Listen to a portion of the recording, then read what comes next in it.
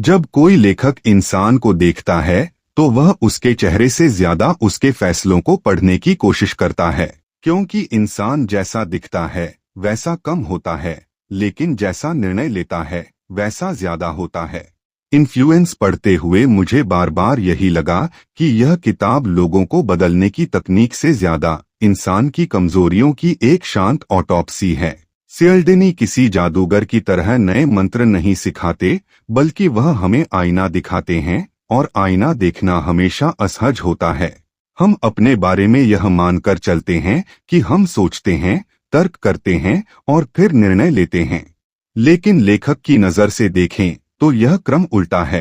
पहले निर्णय होता है, फिर तर्क गढ़े जाते हैं। इंसान अपने फैसलों को सही साबित करने वाला प्राणी है, सही फैसले लेने वाला नहीं। दिमाग को सच से ज्यादा सुकून चाहिए, और सुकून अक्सर सरल उत्तरों में मिलता है। इसी सुकून की तलाश में हमारा दिमाग शॉर्टकट्स बना लेता है, और वही शॉर्टकट्स इन्फ्लुएंस का सबसे बड़ा रास्ता बन जाते हैं। सियल्डेनी जिस ऑटोमेटिक मोड की बात करते हैं, वह असल में आधुनिक इंसान की सबसे पुरानी आदत है। हम हर पल सोच नहीं सकते, इसलिए दिमाग ने कुछ तय नियम बना लिए हैं। अगर कोई मुस्कुरा रहा है तो भरोसा कर लो, अगर बहुत लोग कर रहे हैं तो सही होगा, अगर अथॉरिटी कह रही है तो सवाल मत पूछो। ये नियम कभी हमारे लिए जरूरी थे, क्योंकि जंगल में हर फैसले पर सोचने का समय नहीं था। लेकिन आज वही नियम हमें बाजार, राजनीति और मीडिया के सामने निहत्था खड़ा कर देते हैं। लेखक के तौर पर मुझे यह स्वीकार करना पड़ता है कि इंसान को सबसे आसानी से प्रभावित करने वाला हथियार डर या लालच नहीं, बल्कि उसकी आदतें हैं। इन्फ्लुएंस हमें यह नहीं बताती कि लोग हमें कैसे धोखा देते हैं, बल्कि यह बताती है कि हम खुद को धोखा देने के लिए कितने तैयार रहते हैं। जब कोई हमें किसी दिशा में थोड़ा सा धकेलता है तो बाकी रास्ता हम खुद तय कर लेते हैं, और बाद में हम उसी रास्ते को अपनी चॉइस कह देते हैं। रेसिप्रोसिटी का सिद्धांत पढ़ते हुए मुझे लगा कि इंसानी सभ्यता कितनी नाजुक नींव पर खड़ी है। बदले की भावना ने समाज बनाया, लेकिन उसी भावना ने इंसान को मैनिपुलेबल भी बना दिया। जब कोई हमें कुछ देता है तो वह हमारे भीतर स्वतंत्रता की भावना को कम कर देता है। हम यह मानना चाहते हैं कि हम कर्जदार नहीं हैं, इसलिए हम लौटाते हैं, और लौटाते हुए हम यह भूल जाते हैं कि हमने कभी सच में मांगा भी नहीं था। फ्री शब्द जितना मासूम दिखता है उतना ही खतरनाक है, क्योंकि वह दिमाग को सतर्क नहीं बल्कि भावुक कर देता है। एक लेखक के लिए यह देखना दिलचस्प है कि इंसान किस तरह अच्छा दिखने की चाह में अपने ही खिलाफ फैसले ले लेता है। रेसिप्रोसिटी हमें जेनरोसिटी नहीं, ओबीडियंस सिखाती है। हम यह नहीं सोचते कि सामने वाला क्यों दे रहा है, हम बस यह सोचते हैं कि अब हमें क्या देना चाहिए। और यहीं से इन्फ्लुएंस शुरू हो जाता है, शांत, विनम्र और लगभग अदृश्य। कमिटमेंट और कंसिस्टेंसी का सिद्धांत इंसान के अहंकार पर चोट करता है। हम अपने बारे में यह मानते हैं कि हम स्थिर हैं, भरोसेमंद हैं, अपने शब्दों पर खड़े रहते हैं। लेकिन यही गुण हमें सबसे ज्यादा फंसाता है। एक बार कुछ कह दिया तो उसे वापस लेना हमें अपमान जैसा लगता है। लेखक की दृष्टि से यह इंसान की सबसे बड़ी कमजोरी है। वह सच बदलने से ज्यादा अपनी पहचान बचाना चाहता है। इसलिए वह गलत रिश्तों में रहता है, गलत विचारों को ढोता है और गलत फैसलों को सही साबित करने में जिंदगी लगा देता है। छोटे कमिटमेंट्स बड़े जाल की नींव होते हैं। यह प्रक्रिया कभी हिंसक नहीं होती, कभी अचानक नहीं होती। यह धीरे धीरे होती है, ठीक वैसे जैसे आदत बनती है। पहले एक छोटा सा हाँ, फिर थोड़ा बड़ा, और फिर ऐसा मोड़ जहां से वापस जाना मुश्किल हो जाता है। इंसान को बांधने के लिए रस्सी की जरूरत नहीं होती, उसका पुराना बयान ही काफी होता है। वह खुद से भाग नहीं सकता, इसलिए आगे बढ़ता चला जाता है। सोशल प्रूफ आधुनिक समाज का सबसे बड़ा भ्रम है। लेखक के रूप में मुझे लगता है कि आज का इंसान सच से ज्यादा संख्या पर भरोसा करता है। कितने लोग देख रहे हैं, कितने लोग मान रहे हैं, कितने लोग फॉलो कर रहे हैं, यही नए युग का धर्म बन चुका है। हमने निर्णय लेने की जिम्मेदारी भीड़ को सौंप दी है, क्योंकि अकेले सोचने में डर लगता है। भीड़ हमें यह एहसास दिलाती है कि अगर हम गलत भी हुए तो अकेले नहीं होंगे। लेकिन इतिहास बताता है कि भीड़ अक्सर गलत होती है, और जब गलत होती है तो बहुत जोर से होती है। सोशल प्रूफ इंसान को सवाल करने से रोक देता है।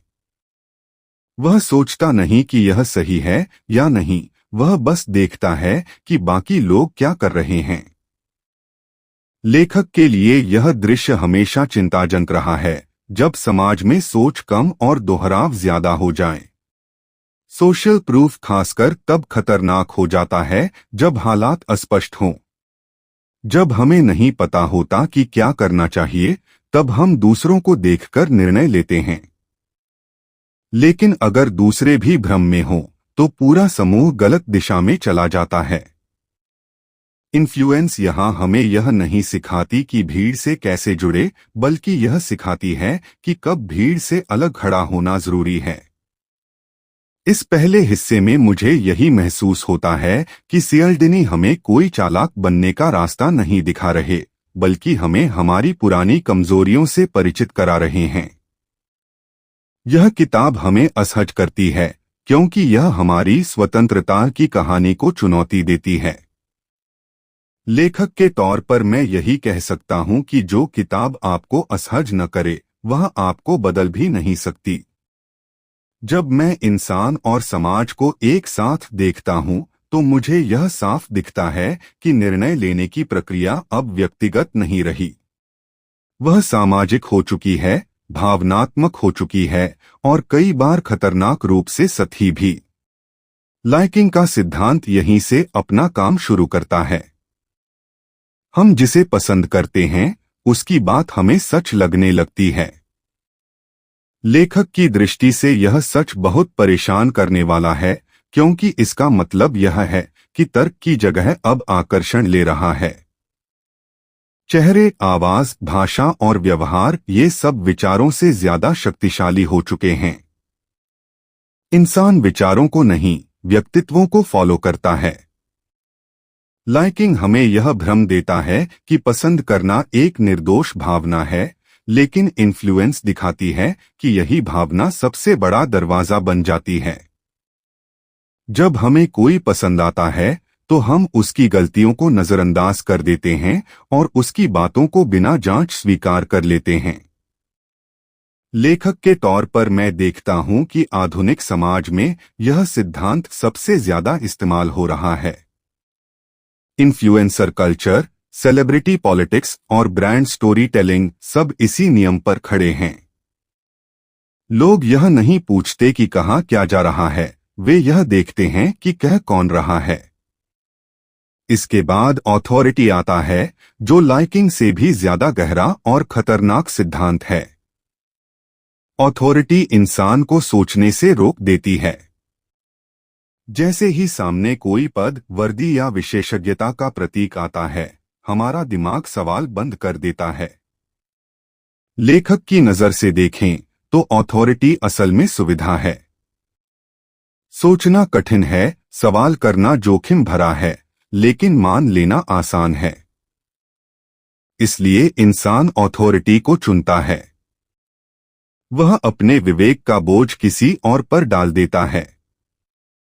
ऑथोरिटी का सबसे डरावना पहलू यह है कि वह नैतिकता को भी दबा देती है। इतिहास में कई अत्याचार इसलिए हुए क्योंकि आदेश ऊपर से आया था। इंसान अपने कर्मों की जिम्मेदारी खुद नहीं लेना चाहता, इसलिए वह ऑथोरिटी के पीछे छिप जाता है। इन्फ्लुएंस हमें यह दिखाती है कि समस्या ऑथोरिटी में नहीं, हमारी आज्ञाकारिता में है। लेखक के रूप में यह स्वीकार करना जरूरी है कि इंसान को आदेश से ज्यादा स्वतंत्र सोच से डर लगता है। स्केर्सिटी पर आते हुए लगता है जैसे सियल्डिनी इंसान की सबसे आदिम नस पकड़ लेते हैं। कमी का डर। जो चीज कम होती है, वही हमें ज्यादा कीमती लगती है। लेखक के लिए यह सिद्धांत सिर्फ मार्केटिंग का हथियार नहीं, बल्कि इंसान की असुरक्षा का आईना है। स्केर्सिटी हमें यह महसूस कराती है कि अगर हमने अभी फैसला नहीं लिया तो हम कुछ खो देंगे, और खोने का डर पाने की चाह से कहीं ज्यादा ताकतवर होता है। आधुनिक समाज में स्केर्सिटी कृत्रिम रूप से बनाई जाती है। सीमित समय, सीमित स्टॉक, सीमित अवसर, ये सब हमें सोचने का समय नहीं देते। लेखक की दृष्टि से यह इंसान की निर्णय क्षमता पर हमला है। जब फैसला जल्दी में लिया जाता है तो वह निर्णय नहीं, प्रतिक्रिया बन जाता है, और प्रतिक्रियाएं अक्सर पछतावे में बदलती हैं।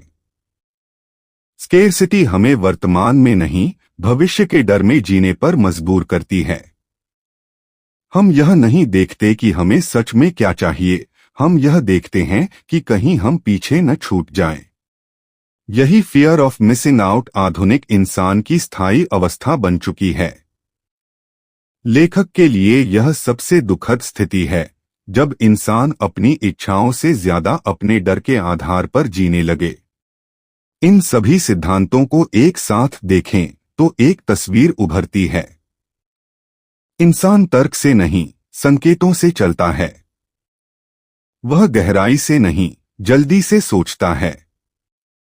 इन्फ्लुएंस हमें यह एहसास दिलाती है कि समाज जितना तेज होता जा रहा है, इंसान उतना ही ज्यादा ऑटोमेटिक होता जा रहा है। सोच अब मेहनत बन गई है, और मेहनत से इंसान हमेशा बचना चाहता है। किताब का सबसे महत्वपूर्ण हिस्सा वह है जहां सियल्डिनी रुकने की बात करते हैं। बचाव का तरीका कोई नई तकनीक नहीं, बल्कि पुरानी आदतों को तोड़ना है। लेखक के रूप में मुझे यह बात सबसे ज्यादा सच्ची लगती है कि इन्फ्लुएंस का मुकाबला नॉलेज से नहीं, जागरूकता से होता है। जब हमें पता चल जाता है कि हमारे साथ क्या हो रहा है तो उसका असर आधा हो जाता है।